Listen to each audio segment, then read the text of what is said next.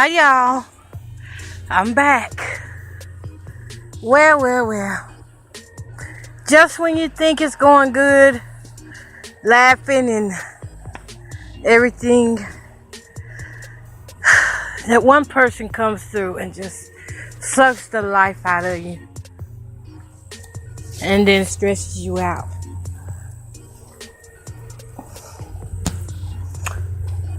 Really stresses you out. Hey y'all, welcome to my plus size grandma. So right now I'm outside walking and my allergies finna start tripping. Watch my nose start running. And my throat is already tripping. But I had to come and walk because going through a little something right now.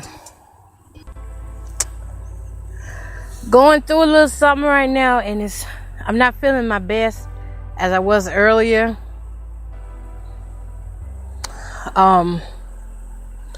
Just people can come and suck the life out of you. I don't know if you've ever been around somebody with bipolar, schizophrenia, psychosis, and substance abuse all at one. But it drains you. It takes life from you to try to support somebody who is going through that. I'm trying to be supportive to my son, but some of the things that he says just breaks me down at times.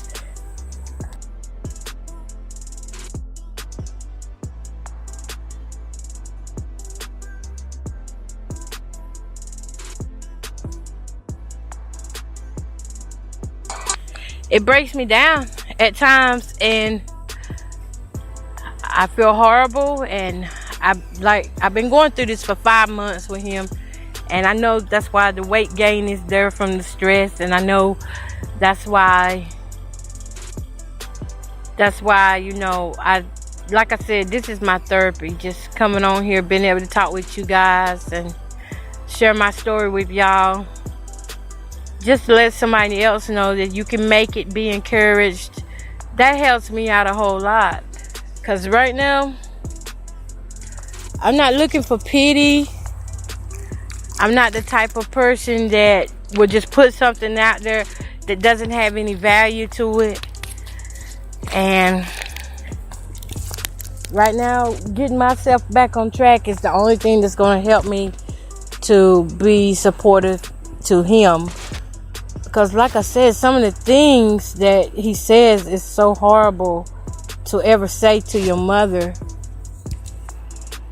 Especially a mother that's been there for you from day one. Never had a fuss, never had an argument. Not even when he was a child or anything. Always been humbled and respectful. Then one day, he gets hold of synthetic weed, and not only his life changes, but mine does too. And my daughter's does too.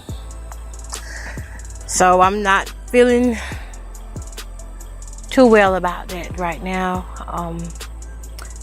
So I decided to walk and try to clear my head, clear my thoughts and stuff. Because even though it's a mental illness, the part that makes you mad is because it's brought on by substance abuse.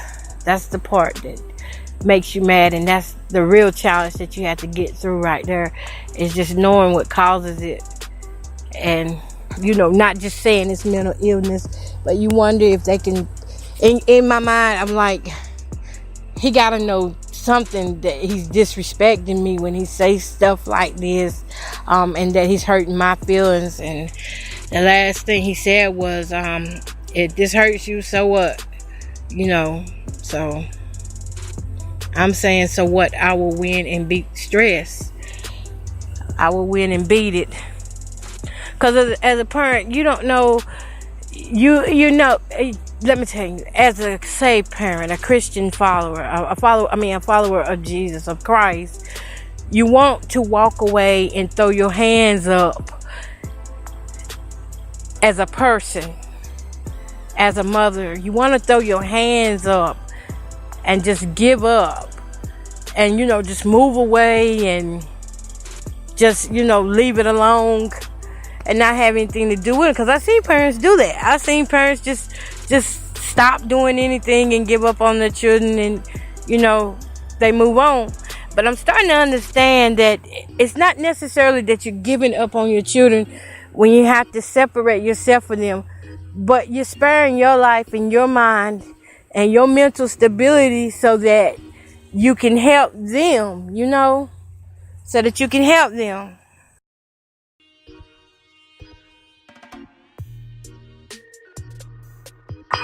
And that's what I think that I need to do, is separate myself some so that he can mature in whatever he's going through.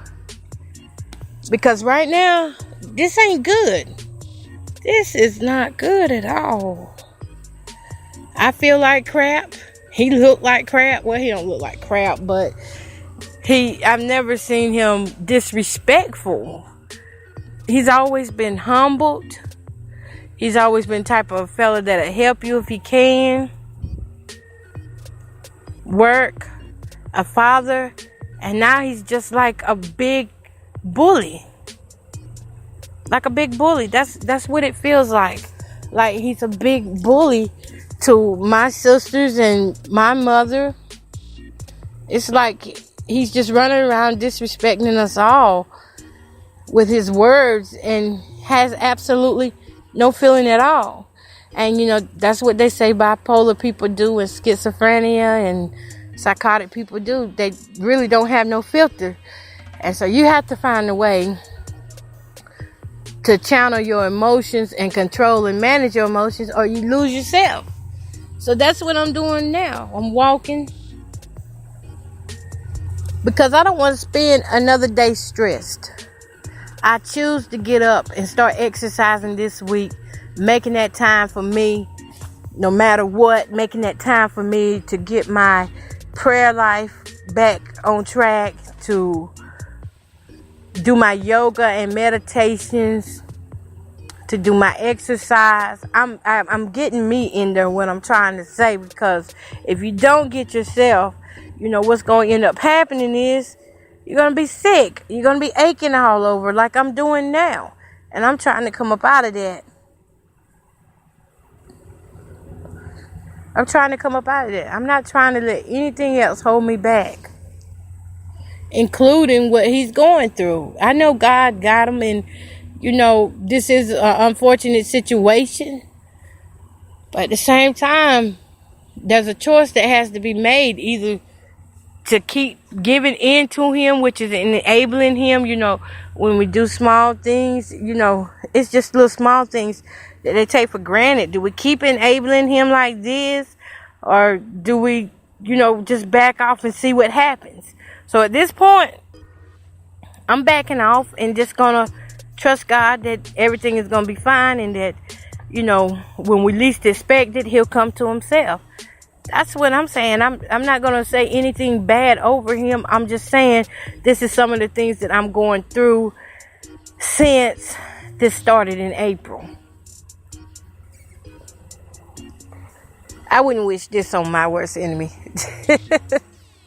I wouldn't, because you're always looking around to make sure. It's like when he shows up now, it's scary. It's like really scary. Like when he shows up now, you're like, oh, I didn't know you were there.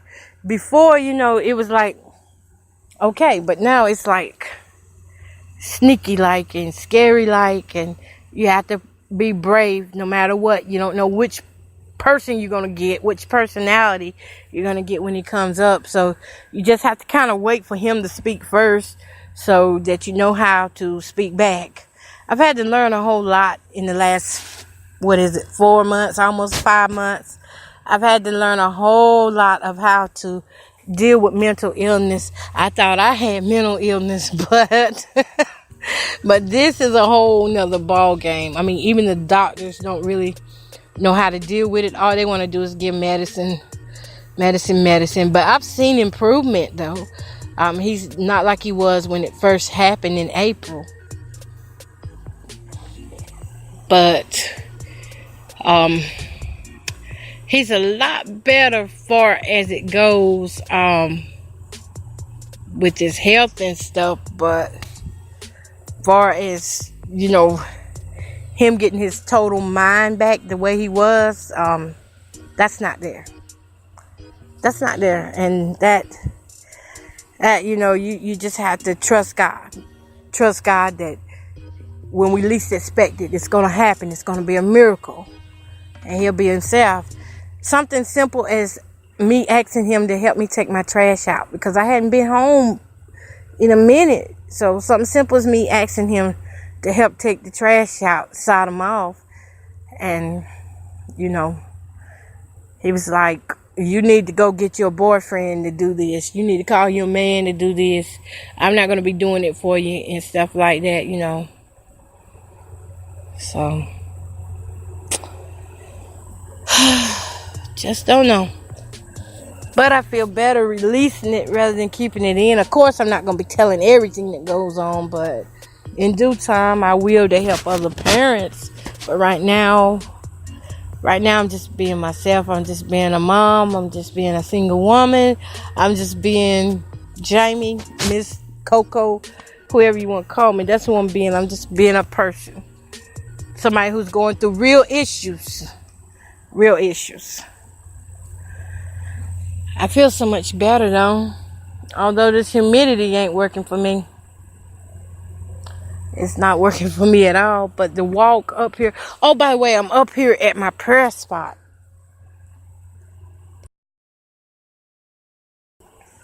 I'm up here at my prayer spot. And I tell you, this is like a beautiful place.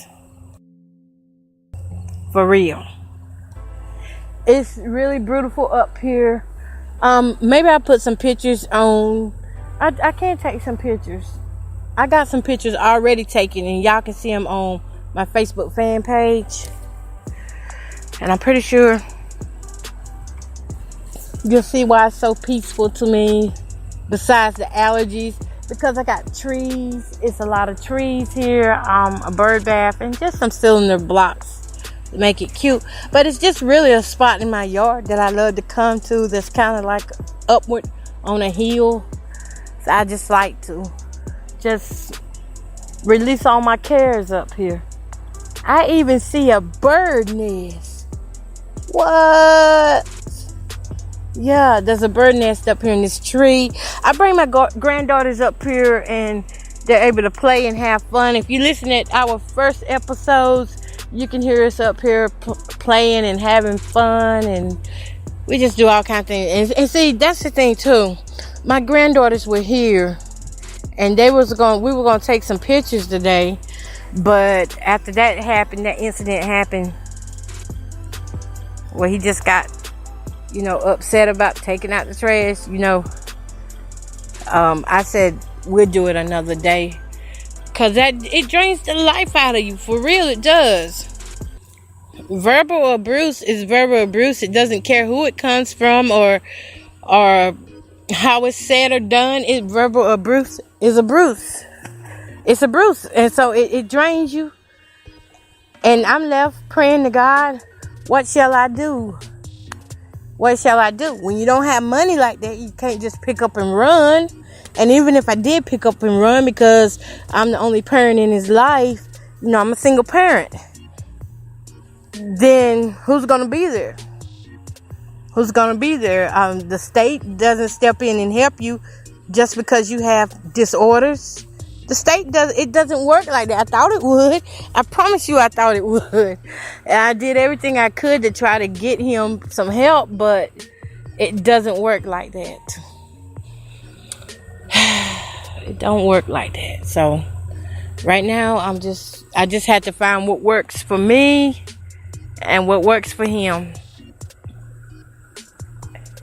And I just have to keep living my life. I have to keep living my life. It's hard, but no matter what, I will beat this stress.